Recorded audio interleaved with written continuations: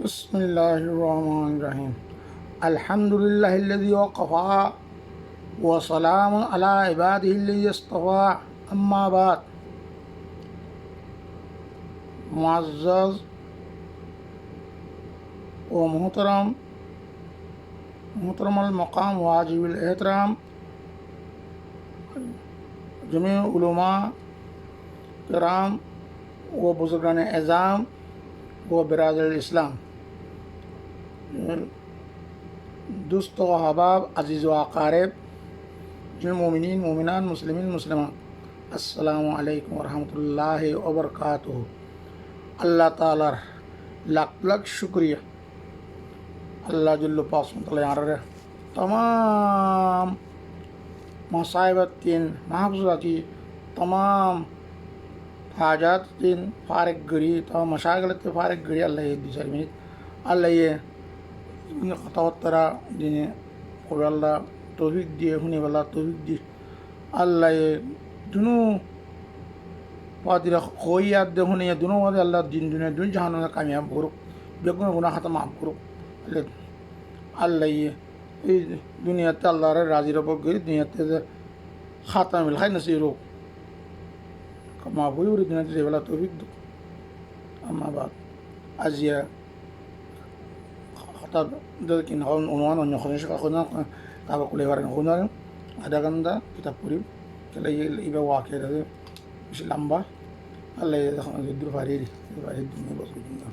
اللهم صل على سيدنا نبينا الشفينا وحبيبنا ومولانا محمد وعلى آله وأصحابه وأزواجه أجمعين. اللهم صل على سيدنا نبينا الشفينا وصلى أجا أبدا وطبوغن مجد تيري هذا فوق السلام تجيه هري مجد تنو صحابي غيرها سنو صحابي هذا كياسيل غيرها إن شمون ده زبردست كان واقعي ترى غيرها أصل ده إن شمون ده ترى فندج جن بجن ترى لك مات بول خنا بينا نصي نرور كي وزجة إيش من ده شو خطوات ترى هذا ين ترى دري وزيلي با إذن ما عليه هذا فوق ولا تبان تايبو جلدي غيره كنا هو خوريش جه تورا ده كلا سيل سيل هذا هذا تين قارين درمو تطلع جان خود بسم الله الرحمن الرحيم. تبوک میں حضرت کعب رضی اللہ عنہ کی غیر حاضری اور توبہ، اسی تبوک کی لڑائی میں معذورین کے علاوہ 80 سے زیادہ تو منافق انصاری میں سے تھے، اور اتنے ہی تقریباً بدوی لوگ میں سے، ان کے علاوہ ایک بڑی جماعت باہر کے لوگوں میں سے ایسی تھی جو شریک نہیں ہوئے، اور تنہائی نہیں بلکہ یہ لوگ دوسروں کو بھی لا تنفروا فی الحر ترى إيبا كونجا آيات سورة توبة مجد تورا هذا كنا هو غرون مجد نوزيو لا نونيلا لا سمد هنغول مانا كوجي تي وير جون مجد الله يوزا كونجا آسه من نار أشد حر نار جهنم إلى ناس كونجا مجد كوجانا ورا أوندا دي ياتي بشي غرام بشي شو تيان ده الله يدي ترى ده يا مؤمن كلر يا كتو তার নজাই বাইরে অন্য কোনো রুগী তো দোয়া মেজে আল্লাহ হয়ে গিয়ে 4 নম্বর আউন আরও বেশি কী শক্ত হ্যাঁ জবাব দিয়ে কোরআন মেজে শক্ত নিজে لا تنفروا في الحر کہہ کر رکتے تھے، میں چلو بنا دیتا گرمی میں نہ نکلو، حق تعالیٰ شانو فرماتے ہیں کہ جہنم کے آگ کی گرمی بہت سخت ہے۔ ان کے علاوہ 3 سچے پکے مسلمان بھی ایسے تھے جو کسی عذر قوی کے لڑائی میں شریک نہیں ہو سکے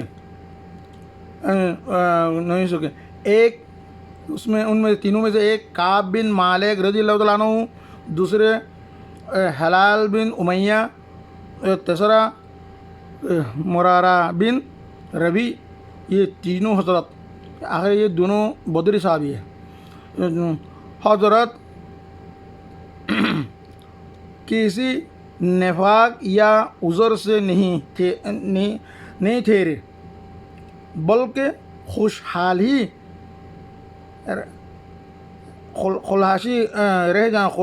खुशहाली ही रह जाने का सबब बन गई। काब रज़ियल्लाहु अन्हु सरगश्त जो उस मौके पर पेश आई मुफस्सल सुनाते हैं और जो आइंदा आ रही है। मुरारा बिन रबी का बाग खूब फल रहा था। उनको ख्याल हुआ कि अगर मैं चला गया तो ये सब ज़ाय हो जाएगा। हमेशा मैं लड़ाई गज़ों में शरीक होता ही रहा हूँ।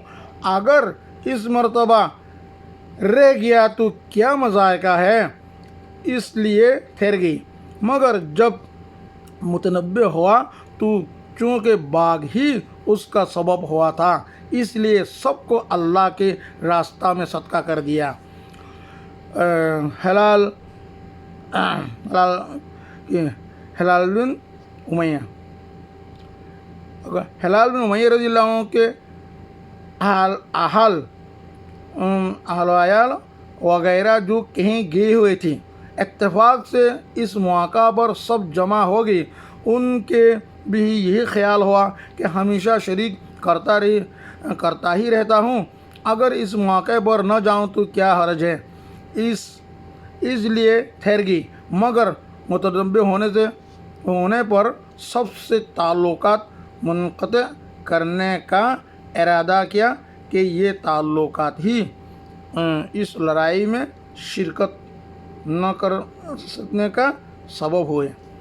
हज़रत काब बिन मालिक रज़ियल्लाहु अन्हु का किस्सा हदीस में कसरत से आता है। किस्सा कसरत से आता है। वो अपनी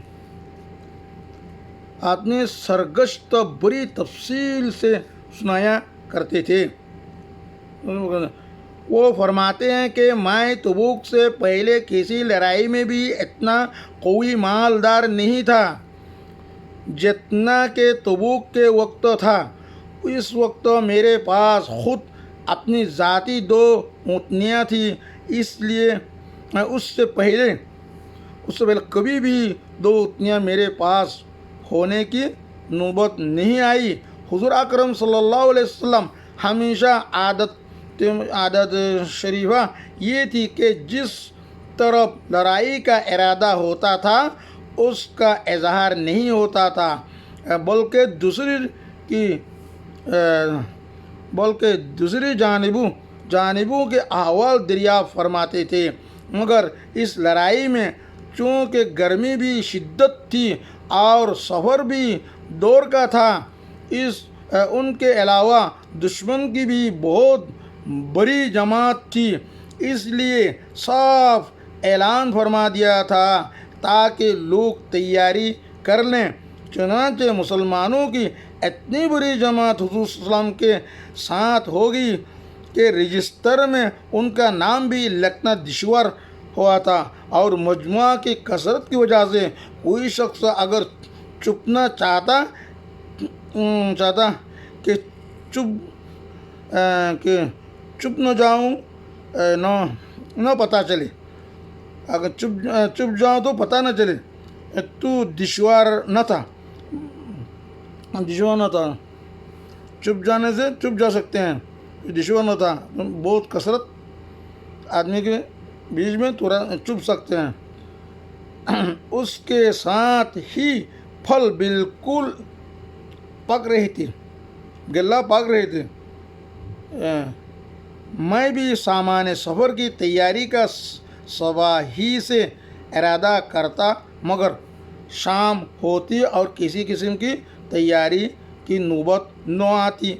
लेकिन मैं अपने दिल में ख्याल करता रहा कि मुझे वसात हासिल है। जब इरादा पुख्ता करूँ फ़ौरन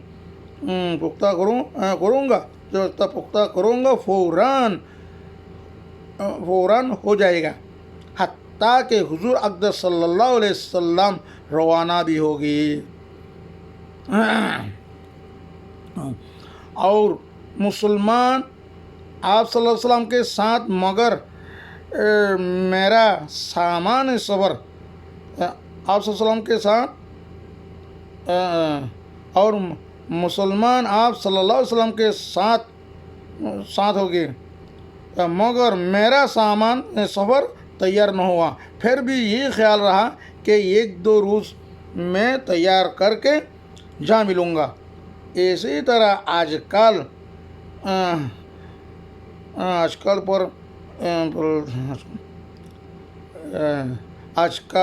کر کے ایسا کرتا رہا حتیٰ کہ حضور صلی اللہ علیہ وسلم کے وہاں پہنچنے کا زمانہ تقریباً زمانہ آ گیا اور میں نے پہنچنے کا قریب ہو گیا. اس وقت میں نے کوشش بھی کی مگر سامان نہ ہو سکا. اب میں جب مدینہ طیبہ میں ادھر ادھر دیکھتا ہوں تو صرف وہی لوگ ملتے ہیں جن کے اوپر نفاق یعنی منافقی کا بدنما داغ لگا ہوا تھا. صرف منافقی نظر آتا تھا. وہ معذور تھے.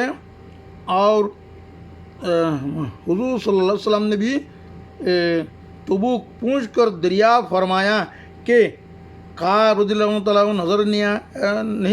نظر نہیں پڑتے. کیا بات ہوئی؟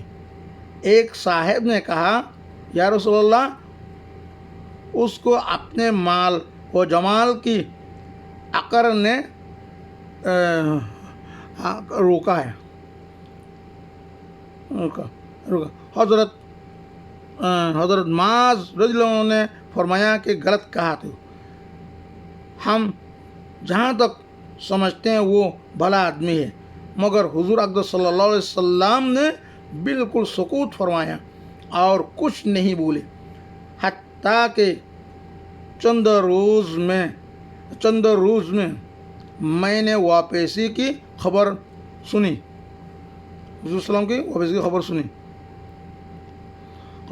تو مجھے رنج و غم سوار ہوا اور بڑا فکر ہوا.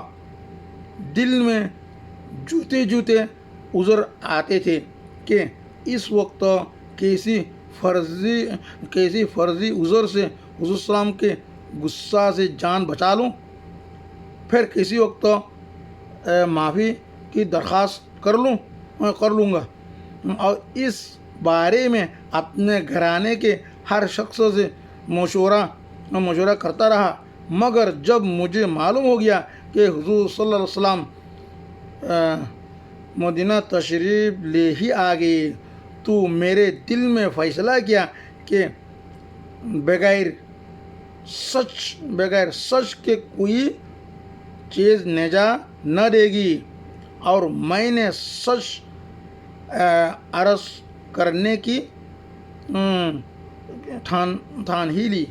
حضور صلی اللہ علیہ وسلم کی عادت شریفہ یہ تھی کہ جب سفر سے واپس تشریف لاتے تو اول مسجد میں تشریف لے جاتے اور 2 رکعت تحیۃ المسجد پڑھتے اور وہاں تھوڑی دیر تشریف رکھتے کہ لوگوں سے ملاقات فرماتے. چنانچہ حسب المعمول حضور صلی اللہ علیہ وسلم تشریف فرما ہے اور منافق لوگ آ کر جوتے عذر کرتے اور قسم کھاتے رہے اور حضور اکرم صلی اللہ علیہ وسلم ان کے ہر حال کو قبول فرماتے اور باطن کو ہر حال کو قبول فرماتے اور باطن کو اللہ کی سپرد فرماتے. اور اتنے میں میں بھی حاضر ہوا اور سلام کیا. حضور صلی اللہ علیہ وسلم نے ناراضگی کی انداز میں تبسم فرمایا اور اعراض فرمایا. میں نے عرض کیا یا رسول اللہ آپ صلی اللہ علیہ وسلم نے اعراض فرما لیا. میں خدا کی قسم نہ منافق ہوں نہ مجھے ایمان میں کچھ تردد ہے. ارشاد فرمایا کہ یہاں यहाँ आ। मैं करीब होकर बैठ गया। हुजूर सल्लल्लाहु अलैहि वसल्लम ने फरमाया कि तुझे किस चीज़ ने रोका, अल्लाह के रास्ते में जाने के लिए किस ने रोका? क्या तूने ऊँटनियाँ नहीं खरीद रखी थी? मैंने अर्ज़ किया, या रसूल अल्लाह, अगर मैं किसी दुनियादार के पास इस वक्त होता तो मुझे यकीन है कि मैं उसके गुस्सा से माकूल उज़र के साथ खलासी पा लेता कि मुझे बात करने का सलीका अल्लाह ताला ने अता फरमाया। लेकिन आपके मुतालिक मुझे मालूम है कि अगर आज झूठ से आपको राज़ी कर लूँ तो करीब है कि अल्लाह जल्लो जलालुहु मुझसे नाराज़ होंगे, और अगर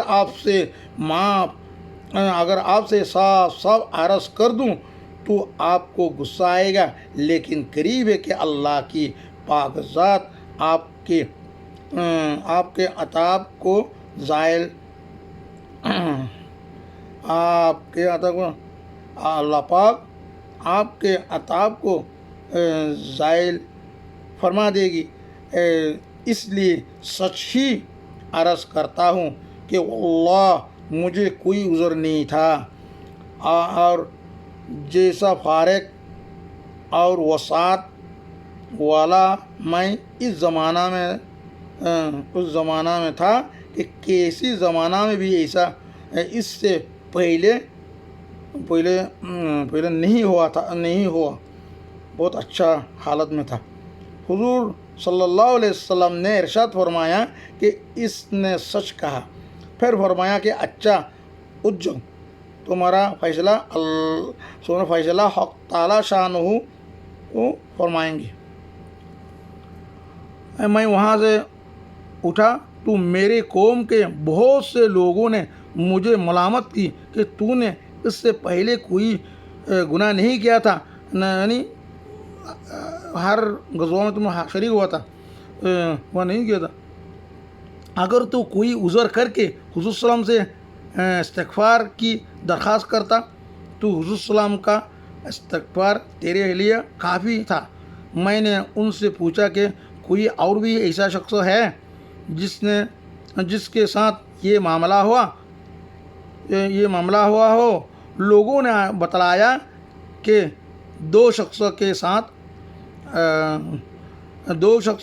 साथ और भी यही मामला हुआ कि उन्होंने भी यही गुफ्तगू की जो तूने, और यही जवाब जो तूने की, यही जवाब उनको मिला जो तुझको मिला। एक हिलाल बिन उमैया, दूसरे मुरारा बिन रबी। मैंने देखा कि वो दो साले शख्स जो दोनों बदरी हैं, वो भी मेरे शरीक हाल हैं। हुजूर अक़दर सल्लल्लाहु अलैहि वसल्लम ने हम तीनों से बोलने की ममानियत भी फरमा दी कि कोई शख्स हमसे कलाम न करे। ये कायदा की बात है कि गुस्सा उसी पर आता है जिससे ताल्लुक़ ज़्यादा होता है, और तंबीह उसी को की जाती है जिसमें उसकी अहलियत भी हो, जिसमें इस्लाह व सलाह की काबिलियत ही हो। उसको तंबीह कौन करता है? काब रज़ियल्लाहु अन्हु कहते हैं कि मैं हुज़ूर अकरम सल्लल्लाहु अलैहि वसल्लम की ममानियत पर लोगों ने हमसे बोलना छोड़ दिया और हमसे इज्तिनाब करने लगे, और गोया दुनिया ही बदल गई, हत्ता कि ज़मीन बावजूद अपनी वसात के मुझे तंग मालूम होने लगी, सारे लोग अजनबी मालूम होने लगी। दय्यकल अर्ज़ बिमा रुहिबत से दुनिया अल्लाह तंग जती वो दुनिया वसात में बाड़ी अल्लाह की दुनिया दई गई तंग जी अल्लाह से सूरत तौबा में जासे दर दीवार ऊपर बन गई, गारवार देवाल में को दे। मुझे सबसे ज़्यादा इसका फ़िक्र था कि मैं इस हाल में मर गया तो حضور صلی اللہ علیہ وسلم جنازے کی نماز بھی نہ پڑھیں گے اور خدا نخواستہ حضور کا صلی اللہ علیہ وسلم کا وصال ہو گیا تو میں ہمیشہ ہمیشہ کے لیے ایسا ہی رہوں گا، نہ مجھ سے کوئی کلام کرے گا نہ میرے نماز پڑھے گا کہ حضور صلی اللہ علیہ وسلم کے ارشاد کے خلاف کون کر سکتا ہے؟ غرض ہم لوگوں نے 50 دن ایسے حال میں گزرے، میرے دونوں ساتھی تو شروع ہی سے گھروں میں چپ کر بیٹھ گئے تھے، میں سب میں کوئی تھا، چلتا پھرتا، بازار میں جاتا، نماز شریک ہوتا، مگر مجھ سے بات کوئی نہ کرتا۔ حضور صلی اللہ علیہ وسلم کی مجلس میں حاضر ہو کر سلام کرتا اور بہت غور سے خیال کرتا کہ حضور کے لب مبارک جواب کے لیے جواب ہلے یا نہیں۔ نماز کے بعد حضور صلی اللہ علیہ وسلم کے قریب ہی کھڑے ہو کر نماز پوری کرتا اور آنکھ چرا کر دیکھتا کہ حضور مجھے دیکھتے بھی ہیں یا نہیں۔ جب میں نماز میں مشغول ہوتا تو حضور صلی اللہ علیہ وسلم مجھے دیکھتے اور جب میں ادھر ادھر ہوتا تو حضور صلی اللہ علیہ وسلم منہ پھیر لیتے اور میری جانب سے اعراض فرماتے۔ غرض یہی حالات گزرتے رہے اور مسلمان کا بات چیت بند کرنا مجھ پر بہت ہی بھاری گزرا، بہت ہی بھاری ہو گیا، اور تو میں ابو قتادہ رضی اللہ عنہ کی دیوار پر چڑھا اور وہ میرے رشتہ دار کے چچا زاد بھائی بھی تھے اور مجھ سے تعلقات بھی بہت ہی زیادہ تھے۔ میں نے اور اوپر چڑھ کر سلام کیا، انہوں نے سلام کا جواب نہ دیا۔ میں نے ان کو قسم دے کر پوچھا کہ کیا تمہیں معلوم نہیں کہ مجھے اللہ اور اس کے رسول سے محبت ہے؟ انہوں نے اس کا بھی جواب نہیں دیا۔ میں نے دوبارہ قسم دی اور دریافت کیا، وہ پھر بھی چپ رہی۔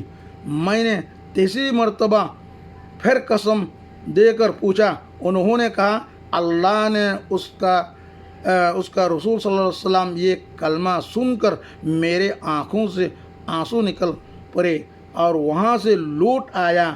اسی دوران میں ایک مرتبہ مدینہ کے بازار میں جا رہا تھا کہ ایک قبطی کو جو نصرانی تھا اور شام سے مدینہ منورہ اپنا غلہ فروخت کرنے آیا تھا، یہ کہتے ہوئے سنا کہ کوئی کعب بن مالک کا پتہ بتا دو۔ لوگوں نے اس کو میرے طرف اشارہ کر کے بتایا۔ وہ میرے پاس آیا اور غسان ایک صوبہ ایک ملک کا نام ہے، غسان کے کافر کا بادشاہ خط مجھے لا کر دیا۔ غسان بادشاہ کا خط مجھے لا کے دیا۔ اس میں لکھا ہوا تھا، ہمیں معلوم ہوا کہ تمہارے آقا محمد صلی اللہ علیہ وسلم تم پر ظلم کر رکھا ہے، تمہیں اللہ ذلت کی جگہ نہ رکھے اور نہ ضائع کرے، تم ہمارے پاس آ جاؤ، ہم تمہارے مدد کریں گے۔ دنیا کا قاعدہ ہوتا ہے کسی بڑے کی طرف سے اگر چھوٹوں کو تنبیہ ہوتی ہے تو ان کو بہکانے والے اور زیادہ کھونے کی کوشش کیا کرتے ہیں اور خیرخواہ بن کر اس قسم کے الفاظ سے استعال دلایا ہی کرتے ہیں۔ قار رضی اللہ عنہ کہتے ہیں کہ میں نے یہ خط پڑھ کر انا للہ پڑھی کہ میرے حالت یہاں تک پہنچ گئی کہ کافر بھی مجھ پر طمع کرنے لگے اور مجھے اسلام تک سے ہٹانے کی تدبیر ہونے لگے۔ یہ ایک اور مصیبت آئی اور اس خط کو لے جا کر میں نے ایک تنور میں پھینک دیا. چولہا چولہا بھی تو فرد بھی پھینک دیا اور حضور صلی اللہ علیہ وسلم سے جا کر عرض کیا کہ یا رسول اللہ، آپ کے اعراض کی وجہ سے میرے یہ حال ہوگی کہ کافر مجھ پر طمع کرنے لگے. ایسی حالت میں 40 روز پر گزرے 40 روز پر گزرے تھے کہ حضور صلی اللہ علیہ وسلم کا قاصد میرے پاس حضور صلی اللہ علیہ وسلم کا یہ ارشاد لے کر آیا کہ اپنی بیوی کو بھی چھوڑ دیں. میں نے دریافت کیا کہ کیا منشا ہے کہ اس کو طلاق دے دوں؟ کہا نہیں، بلکہ علیحدگی اختیار کر لو. اور میرے دونوں ساتھیوں کے پاس بھی انہیں قاصد کی معرفت یہی حکم پہنچا. میں نے اپنی بیوی سے کہہ دیا کہ تم اپنے میکے چلے جا جب تک اللہ تعالیٰ اس امر کا فیصلہ فرمائے. وہی رہنا. ہلال بن امیہ رضی اللہ عنہ اور کی بیوی حضور صلی اللہ علیہ وسلم کی خدمت میں حاضر ہوئی اور عرض کیا، ہلال بالکل برے شخص ہیں، کوئی خبرگیری کرنے والا نہ ہوگا تو ہلاک ہو جائیں گے. اگر آپ صلی اللہ علیہ وسلم اجازت دیں اور آپ کو گرانی نہ ہو تو میں کچھ کام کاج ان کا کر دیا کروں. حضور صلی اللہ علیہ وسلم نے فرمایا مذائقہ نہیں، کر دے سکتے ہو لیکن صحبت نہ کریں. انہوں نے عرض کیا، یا رسول اللہ، اس چیز کی طرف سے ان کو میلان بھی نہیں ہے. جس روز سے یہ واقعہ پیش آیا آج تک ان کا وقت روتے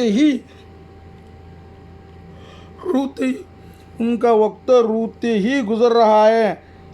اور قار کہتے ہیں، مجھ سے بھی کہا گیا کہ ہلال کی طرح تو بھی اگر بیوی کی خدمت کی اجازت لے لے تو شاید مل جائے. میں نے کہا کہ وہ بوڑھے ہیں، میں جوان ہوں، نہ معلوم مجھے کیا جواب ملے، اس لیے میں جرات نہیں کرتا. غرض اس حال میں 10 روز اور گزرے تو کہ ہم سے بات چیت میل جول چھٹے ہوئے ہیں. پورے 50 دن ہو گئے. 50ویں دن کی صبح کو نماز اپنے گھر کی چھت پر پڑھ کر میں نہایت غمگین بیٹھا ہوا تھا. زمین مجھ پر بالکل تنگ تھی اور زندگی دوپہر ہو رہی تھی کہ صلح پہاڑ کی چوٹی پر سے ایک زور سے چلانے والے نے آواز دی کہ کب خوشخبری ہو تم کو. میں اتنا ہی سن کر سجدہ میں گر گیا اور خوشی کے مارے رونے لگا اور سمجھا کہ تنگی دور ہوگی.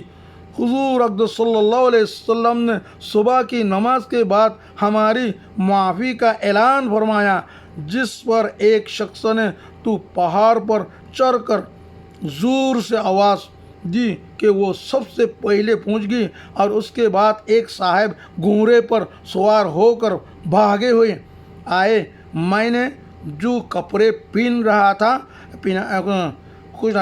وہ نکال کر بشارت دینے والے کی نظر کر دی. خدا کی قسم ان 2 کپڑوں کے سوا اور کوئی کپڑا اس وقت میرے ملک میں نہ تھا.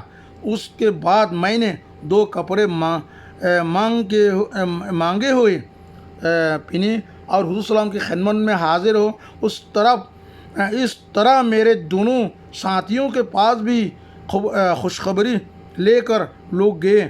میں جب مسجد نبوی میں حاضر ہوا تو وہ لوگ جو خدمت اقدس میں حاضر تھے مجھے مبارک باد دینے کے لیے دوڑے، اور سب سے پہلے ابو طلحہ رضی اللہ تعالیٰ عنہ نے بڑھ کر مبارکبادی دی اور مصافحہ کیا، جو ہمیشہ ہی یادگار رہے گا۔ میں نے حضور صلی اللہ علیہ وسلم کی بارگاہ میں جا کر سلام کیا تو چہرہ انوار کھیل رہا تھا، اور انوار کی خیرت اور انوار خوشی کے چہرے سے ظاہر رہتے۔ حضور صلی اللہ علیہ وسلم کا چہرہ مبارک خوشی کے وقت میں نے چاند کی طرح سے چمک لگتا تھا۔ میں نے عرض کیا کہ یا رسول اللہ، میرے توبہ کی تکمیل یہ ہے کہ میرے جائیداد جو ہے وہ سب اللہ کے راستے میں صدقہ ہے، کہ یہ حدیث یہ ثروت ہی اس مصیبت کا سبب بنے تھی، یہ مال دولت مصیبت کا سبب بنی تھی۔ حضور صلی اللہ علیہ وسلم نے فرمایا کہ میں اس میں تنگی ہوگی، کچھ حصہ اپنے پاس بھی رہنے دو۔ میں نے عرض کیا کہ بہتر ہے خیبر کا حصہ رہنے دیا جائے۔ مجھے سچ ہی نے نجات دی، اس لیے میں نے عہد کر لیا کہ ہمیشہ ہی سچ بولوں گا۔ فائدہ یہ ہے کہ صحابہ کرام رضی اللہ عنہ کی اطاعت اور دینداری اور اللہ کے خوف کا نمونہ کہ ہمیشہ جنگ میں حضرات شریک رہے، ایک مرتبہ کی غیر حاضری پر کیا عطاب ہوا، کیا مصیبت ہوا، اس کو کس فرمانبرداری سے کہ اس نے کسی فرمانبرداری برداشت کیا، اور کہ 50 دن رو کر گزار دیے، اور مال جس کی وجہ سے واقعہ پیش آیا تھا وہ بھی سب صدقہ کر دیا، اور حضور صلی اللہ علیہ وسلم کے اعراض کی وجہ سے سمجھا کہ میرے دین کا ضعف اور اس درجہ تک پہنچ گیا کہ کافروں کو اس کی طمع ہونے لگی کہ مجھے بے دین بنا دیں۔ ہم لوگ بھی مسلمان ہیں، اللہ اور اس کے پاک رسول کے ارشاد بھی ہیں، ارشاد بھی سامنے ہے، بڑے سے بڑے حکم نماز ہی کا لے لو کہ ایمان کے بعد اس کے برابر کوئی چیز بھی نہیں۔ کتنے ہیں جو اس حکم کو تعمیل کرتے ہیں، اور جو کرتے ہیں وہ بھی کیسے کرتے ہیں۔ اس کے بعد زکوٰۃ حج کا تو پوچھنا ہی کیا کہ اس میں تو مال ہی خرچ کرتا ہے۔ اللہ تعالیٰ بیکون بزرگ توفیق دو تنبیہی گوئی ادھر کے نام اب مالین میں جائے خوینا ہمارے یعنی بیکون پرائی بزرگ گوئی یعنی نوزی یعنی فساد گوئی ریمت کی ناکی ترمد موجود سے آخر دعوانا الحمدللہ رب العالمین۔ اللہ تعالیٰ بیکون رہے اللہ دین دنیا ہم کامیاب کرو، فواسار نکر رنگ صالحانوں اللہ ادھر سے ہر کسی میں مصیبت بانسے نا مالی فتنہ جوال فتنہ اللہ کی نہ دنیا فتنہ قرض فتنہ بانسے نا اللہ رخر راضی گری اللہ رحم گری دنیا سے والا توفیق دو۔ وآخر دعوانا ان الحمدللہ رب العالمین۔ السلام علیکم ورحمۃ اللہ وبرکاتہ۔